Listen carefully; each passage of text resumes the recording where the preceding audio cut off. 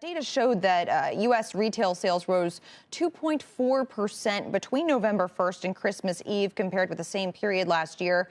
How broad-based or narrow was that spending growth? Thanks for having me. Great being here. Season's greetings. So our Cowen estimate was 1 to 3%. It's right in line with what we were thinking. As far as what's happening in retail, there's a lot of bifurcation. For example, mall-based retailers are under a lot of pressure. However, retailers like Walmart, Costco, and Target are succeeding and thriving. So one theme for holidays, definitely bifurcation, this K-shaped economy, a higher end doing better, and then a lower end really looking for deep value. And retailers that are essential, like grocery and food, really outperforming. Apparel's been very tough, and digital has been outstanding, as we all know, in terms of digital growth being up 50% or more.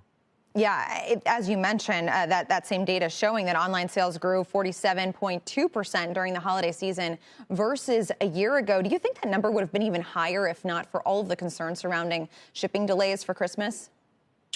Yeah, we see continued growth in digital. The shipping delays were well known.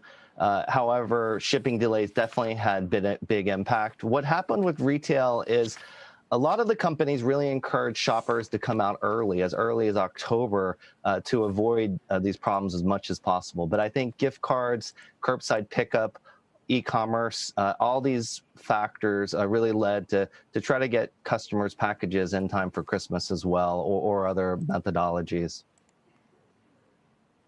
Oliver, it's Sarah. I'm looking at some of your top picks for 2021, and I see at the top of your list is Peloton, which since March 12th, which is I think the last time I saw David Faber, the stock is up 750%. It's trading at what, 450, 460 times next year's earnings? Why is this still a good bet for even when we do get vaccinated?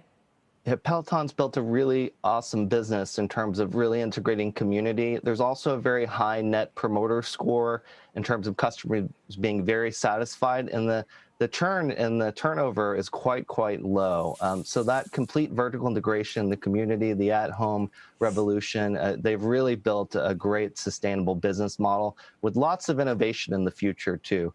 We think content, this at-home revolution, as well as the whole health and wellness movement, very important structural trends, which will continue to be true as well. We like Planet Fitness as well. As we think about the vaccination visibility ahead, Planet Fitness, Ulta, those are other ideas we would look at, as well as Revolve.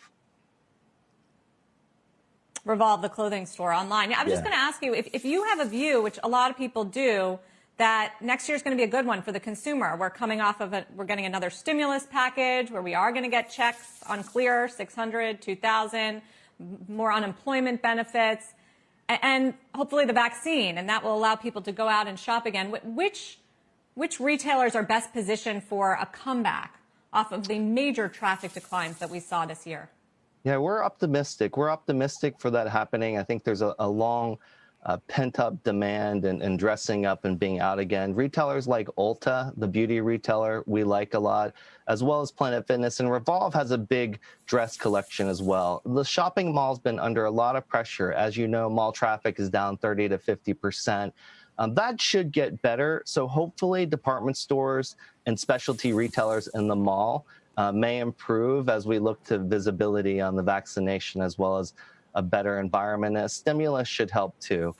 So we would look at mall-based retailers as well as retailers like Revolve, Planet, and Ulta. Shepard Smith here. Thanks for watching CNBC on YouTube.